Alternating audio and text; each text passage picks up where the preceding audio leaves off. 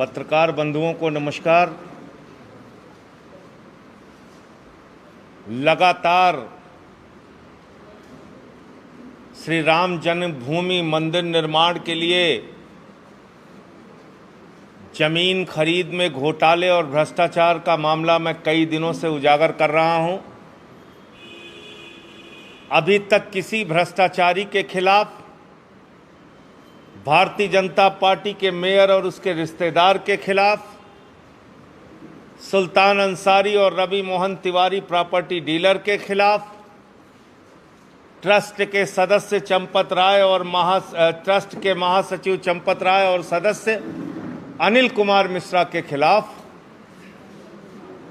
कोई कार्रवाई अब तक 8-9 दिन हो चुके नहीं शुरू हुई। और जब आचार्य देवेंद्र प्रसाद जी ने सामने आकर कहा कि मुझसे तो बीजेपी के मेयर ने नजूल की जमीन ली, नजूल की जमीन अर्थात सरकारी जमीन, नजूल की जमीन अर्थात बगैर फ्री होल्ड कराए जिसका मालिकाना हक किसी को प्राप्त नहीं हो सकता, इतना बड़ा फ्रॉड और भ्रष्टाचार बीजेपी नेताओं ने डीएम के साथ मिलकर इतना बड़ा खेल कर दिया। यानी सरकारी जमीन को करोड़ों रुपए में ट्रस्ट को बेच दिया। और आपको याद होगा इस बात का खुलासा आचार्य देवेंद्र प्रसाद जी ने किया था कि मुझसे तो नजूल की जमीन ली गई। तो आज मैंने उत्तर प्रदेश के मुख्यमंत्री योगी आदित्यनाथ जी से मांग की है कि ये सारी की सारी नजूल की जमीन जो बगैर फ्री होल्ड कराए, ये सारी की सारी सरकारी जमीन जो बगैर फ्री होल्ड कराए बीजेपी नेताओं ने और अन्य लोगों ने, भारतीय जनता पार्टी के मेयर और उसके भांजे और दूसरे लोगों ने करोड़ों रुपए में ट्रस्ट को बेच दी, जिस पर उनका जायज मालिकाना हक भी नहीं था, ऐसी जमीनों को करोड़ों में बेच दिया। इन सारी जमीनों के बैनामे रजिस्ट्री रद्द की जाए और करोड़ों रुपए जो इन भ्रष्टाचारियों ने लूटा है, जो बीजेपी के नेताओं ने चंदा चोरी की है, जो ट्रस्ट के पदाधिकारियों ने चंदा चोरी की है, वो करोड़ों रुपए इनसे वापस लिया जाए और इन सबको जेल में डाला जाए, नंबर 1। और दूसरी बात, जब यह स्पष्ट हो गया कि यह सारी जमीन सरकारी जमीन है, डीएम अब कह रहा है कि हम इसकी जांच कराएंगे। देखिए, राम मंदिर के लिए भूमि सौदे पर विवाद, डीएम ने शुरू कराई नजूल जमीन की जांच। इससे बड़ा मजाक आपको कुछ लग सकता है? एक जिलाधिकारी जो नजूल जमीनों का मालिक होता है, एक जिलाधिकारी जिसको नजूल जमीनों के बारे में सबसे अधिक जानकारी होती है, और वही जिलाधिकारी जो ट्रस्ट का सदस्य भी है, ट्रस्ट का सदस्य है श्री राम जन्मभूमि तीर्थ क्षेत्र ट्रस्ट का, उसको ये पता नहीं था कि ये नजूल की जमीनें हैं जो बेची जा रही हैं करोड़ों रुपए में। इसका मतलब, मैं फिर दोहरा रहा हूं, प्रभु श्री राम के मंदिर का निर्माण अगर नहीं हो पा रहा है तो उसके पीछे बीजेपी नेताओं की चंदा चोरी जिम्मेदार है। इन्होंने चंदा चोरी कर ली, इसलिए प्रभु श्री राम का मंदिर नहीं बन पा रहा। और 1.5 वर्षों में नींव तक जो लोग नहीं भर पाए प्रभु श्री राम के मंदिर की, वो श्री राम के मंदिर का निर्माण कैसे करेंगे आप खुद सोच सकते हैं। जिनका दिमाग चंदा चोरी में लगा है, वो प्रभु श्री राम के मंदिर का निर्माण कैसे कर सकते हैं, वो आप सोच सकते हैं।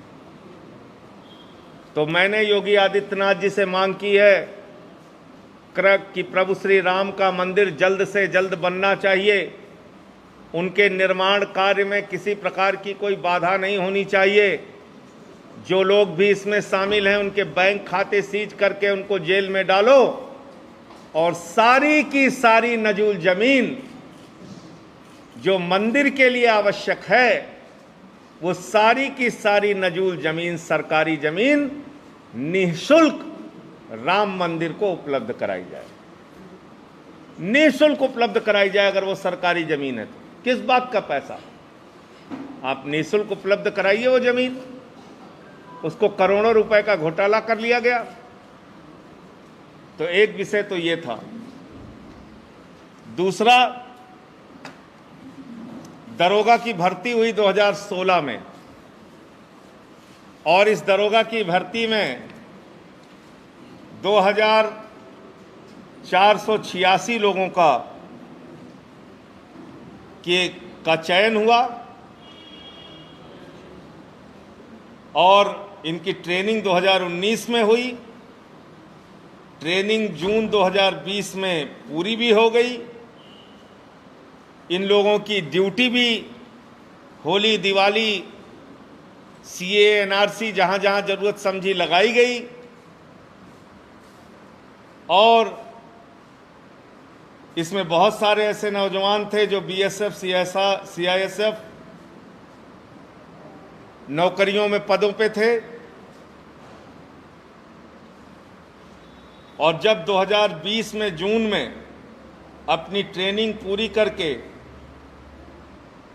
ये लोग ये उम्मीद कर रहे थे कि अब इनको नौकरी कहीं किसी थाने में या कहीं किसी जिले में नियुक्ति दी जाएगी, तब से इनको घर पे बिठाल दिया गया। इन लोगों का कोई भविष्य नहीं। और इसमें अब तक 2 बच्चों की मौत भी हो चुकी है। एएसआई के करीब 760 पद थे जिसके लिए 45,000 आवेदन हुआ। 23 सितंबर 2017 में इसके एग्जाम की डेट तय हुई थी, वो कैंसिल हो गया। फिर 22 दिसंबर 2018 में इसका फिर एग्जाम की डेट आई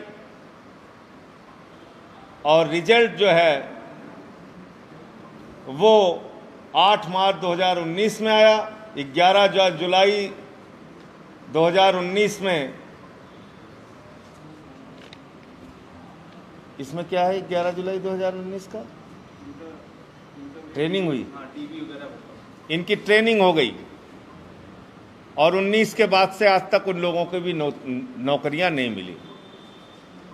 तो जो लोग दरोगा के पद के लिए और सिपाही के पद के लिए 2016 में नौकरी लगती है, एग्ज़ाम 18 में होता है, 19 में ट्रेनिंग हो जाती है, 20 में कुछ जगहों पे ड्यूटी भी ले ली जाती है और अब उनको बेरोजगारी की मार झेलने के लिए, दर दर की ठोकरें खाने के लिए आदित्यनाथ जी जो रोजगार देने के बड़े बड़े दावे करते हैं, लाखों रोजगार देने के दावे करते हैं, उन सबको घर पे बिठा रखा है।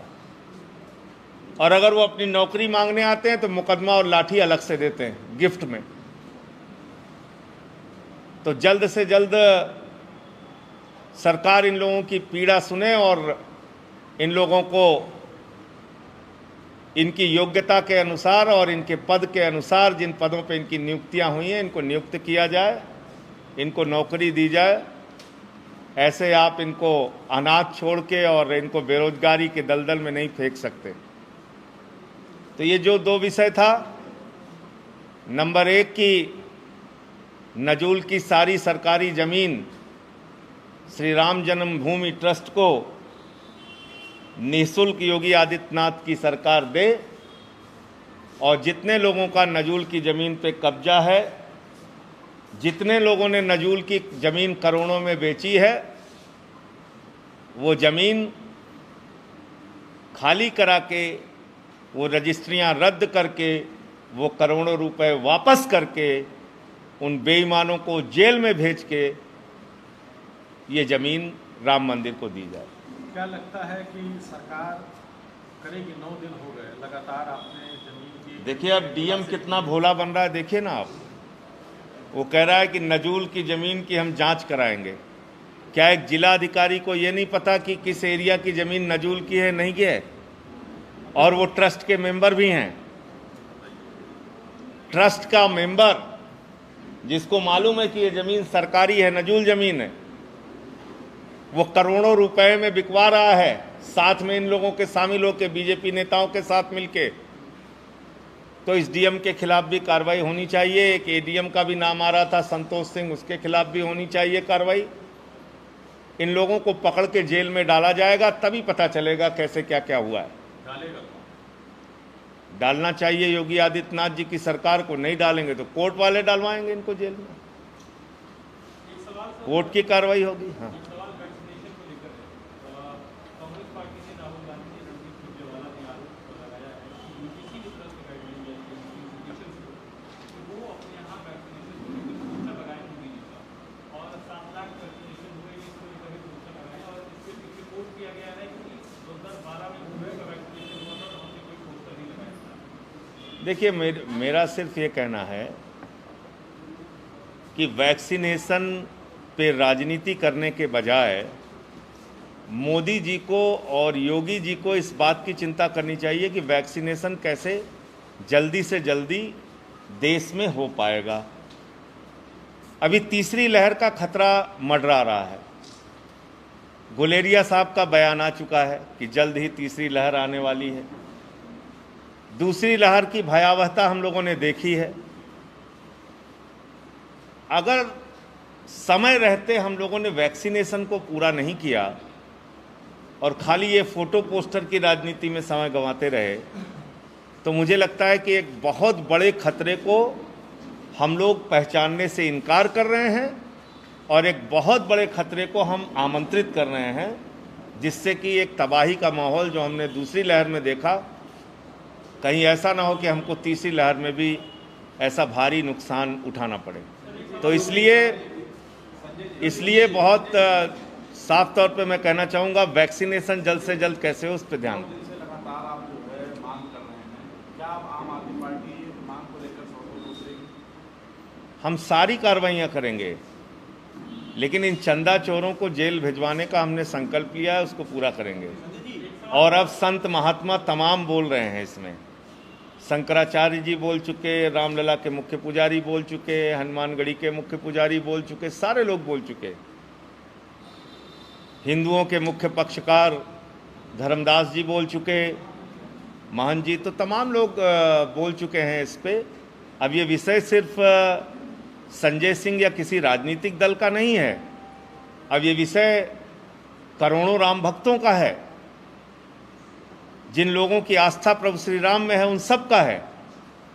आप कुछ पूछ रहे थे? हाँ सर, मैं एक सवाल आपकी पार्टी से जुड़ा पूछ रहा था। रतेश मिश्रा आपकी पार्टी के प्रवक्ता हैं, उसने आपके ऊपर आरोप लगाया कि आपने पार्टी फंड को अपने बंगलों बनाने में खर्च किया। तो मैं तो कह रहा हूं कि रत्नेश मिश्रा जी या जितने भी लोगों का आरोप है, उसकी गंभीरता से जांच कराई जाए।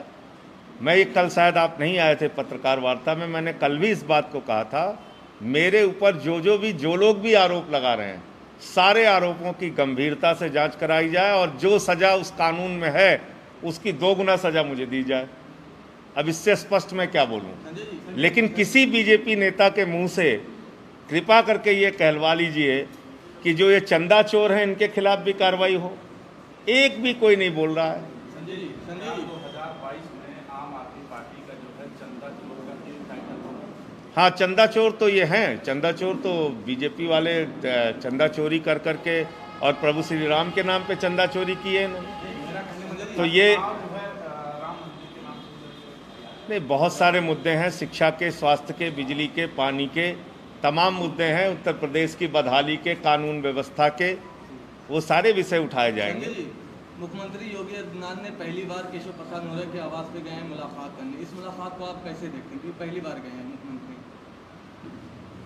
अब वो उनकी अपनी पार्टी का इंटरनल मामला है, लेकिन मैं एक चीज़ जरूर कह सकता हूँ कि जिस योगी सरकार को चिंता करनी चाहिए थी कोरोना में मारे गए परिवारों के घाव पर कैसे मरहम लगाएंगे, वो योगी आदित्यनाथ की सरकार मोदी जी और योगी जी के झगड़े में समय बीत रहा है, केशव मौर्य और योगी जी के झगड़े में समय बीत रहा है, पिछले 1 महीने से उत्तर प्रदेश में काम की कोई खबर नहीं आती।